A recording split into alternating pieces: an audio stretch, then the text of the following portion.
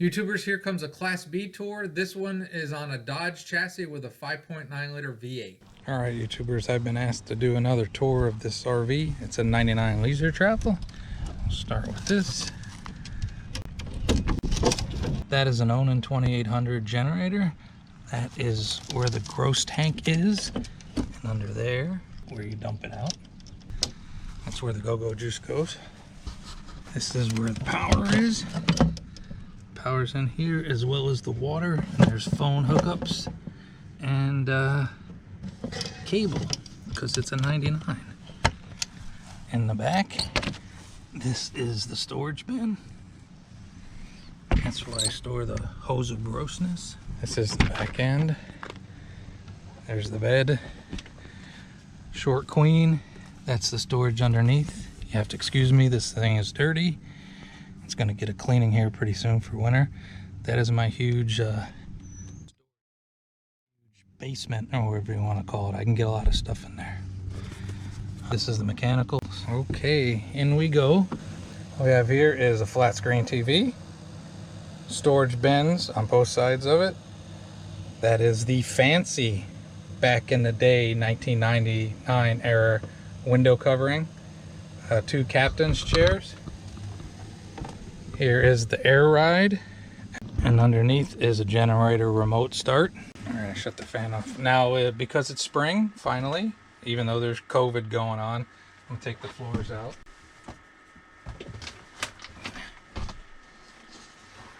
Get us back to normal.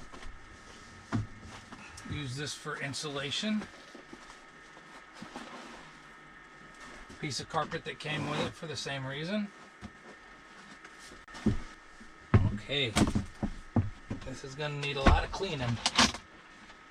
There's the other wood floor.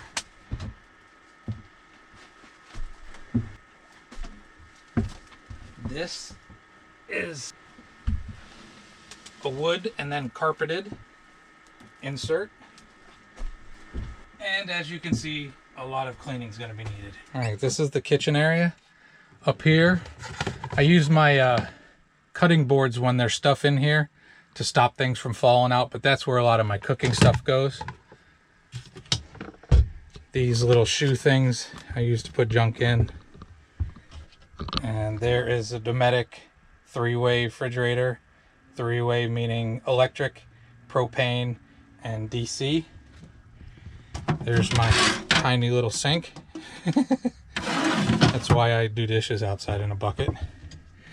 Utensil drawer. And down here is my under the sink cabinet. Really a great amount of space. Okay, I'm trying to do this fast because I've done a lot of these, but people keep asking, so every now and then it's time to do another tour. That is a slide out pantry. As you can see, it slides in and out, and then there's a little lock that keeps it from moving when you're driving. Up here is storage, microwave. This is a wardrobe, very large wardrobe, and one of the tables goes in here. And then this is the bathroom. Has a normal RV bathroom, a sink. There's a shower up here, and I'm gonna stop right now and get this set up. All right, one of the things that people always talk about with a Class B is, do you want an aisle shower or do you want a bathroom shower? You know, a wet bath. And I like that I have an aisle shower. I don't think it would determine which way I went, but I would lose a lot of this space if it was a wet bath. It would come over a lot farther this way. So I like having the larger wardrobe with more storage area. You hang a shower curtain. So I'm going to show you real quick how that works. I'm going to try to keep it quick. I use these little shower curtain rings. These were actually more that I found at a thrift store. So I'll pull some of these out. I'm not going to do the whole thing. I'm just going to show you. But what I do is I put these on here, and I actually do double. I do 2. So we'll do those real quick to give people an idea what the shower is like. Okay, I probably didn't have that last bit in there. So here's a shower curtain, and you will see at the bottom of this, there's magnets in it, and I use extra magnets, but what I do... It's actually simple. You're just hanging a shower curtain. If I was lucky, I would have one big one, but I have to use 2 on mine for now. All right, so that's what the shower looks like when you put it down. And like I said, it reaches the floor, and then these magnets will stick to the base down here, and I use extra magnets.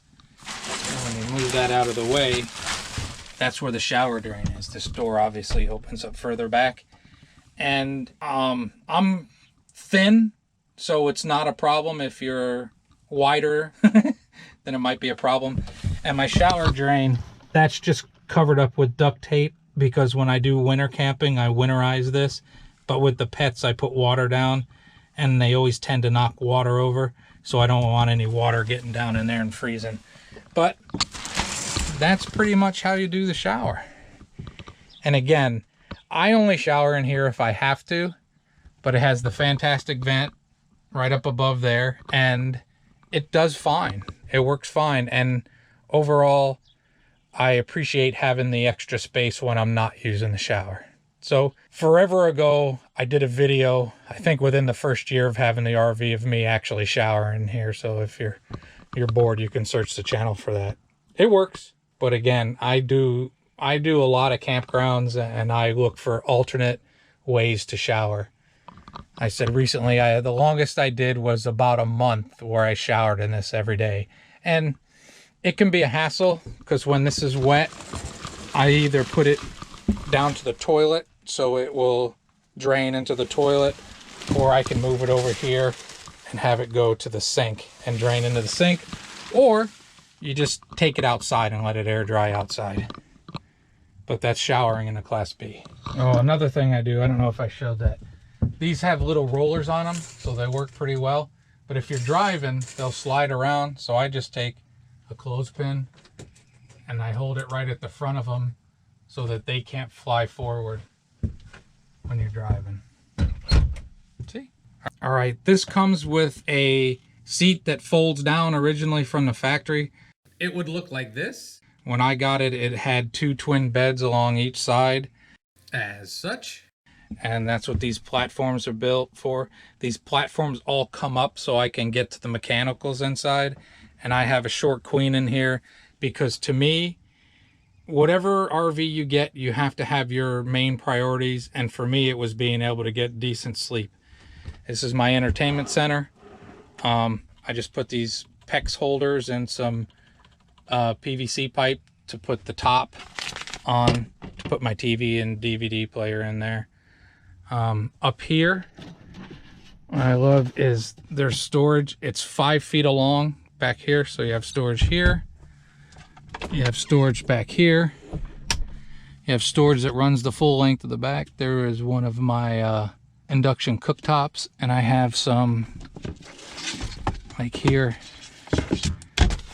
here's a 30 to 50 adapter in case you get to a place that doesn't have 30. Same thing on this side. Drop down, and then another storage bin there. AC unit. It also has optional heat pump on it, and what that really does is you can turn it to warm.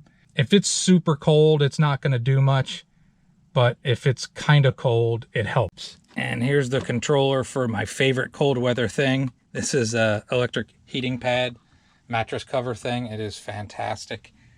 If you do a lot and you have any access to either your battery power, because it doesn't pull a lot, or electricity, this will make being outside in the cold very doable. Carbon monoxide alarm. If you build your own van, make sure you put at least one of those in there. They're very important. This tray has storage in here, and I took them down for over the winter, but I put those shoe rack things just like this for storage, and for me, I found it works fantastic. Speakers in the back. That's where the heater is for the furnace. That's the controller. It's not a new fancy one where it automatically turns on. You gotta like move a knob, which for some people is end of days, end of days. Lights with LEDs in them. on each side. There's a light up there. All right, so that's it. That's a quick little tour of my 1999 Leisure Travel Class B. I love it. And another thing, people, you know, the brand new ones are really expensive, like really expensive, and they've gotten a lot bigger. But if you look at the ones now that are on like the Sprinter chassis, this is much wider. This is a wide body. And I've looked at brand new ones on the Sprinter chassis, and this is wider inside. So yeah, I think if you can find an older model from the late 90s, mid to late 90s, or whatever you want, just find what you want. Don't listen to me. But these older ones, if you keep them in good shape, they are fantastic. I couldn't be happier with mine. Even though time to time I wonder about traveling a different way, I don't forever see myself changing. Class Bs are fantastic. If you're a Class B owner, I bet you probably agree. If you're watching this because you're thinking about being a Class B owner, again, the best advice that I can give anybody about anything is you have to go in person and see as many RVs as you can, no matter what type or size. You have to go in there and actually feel the space. I could give you all the measurements, which I've done in past videos. If you just search measurements on my channel, it'll have all the measurements of this. But if you're up to 6'2", you're good to go. If 6'3", you're kind of hitting the roof in here. It's 19.5 feet long. So you got to know what you're getting into. You got to look at a lot of them and think if it'll work for you. I don't live in this, I live out of this. And most people that enjoy their Class Bs, that's how they do it as well. So I hope this was helpful. And there's been a few people recently that asked for another quick tour. So there you go. If this one wasn't good enough for you, I think I got 3 or 4 other tours of this thing on my channel. So there you go. Hopefully everybody's staying safe and we get some Corona improvements one of these days.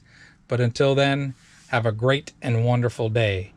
You don't have to wait until then. You can have a great and wonderful day now. Stay safe.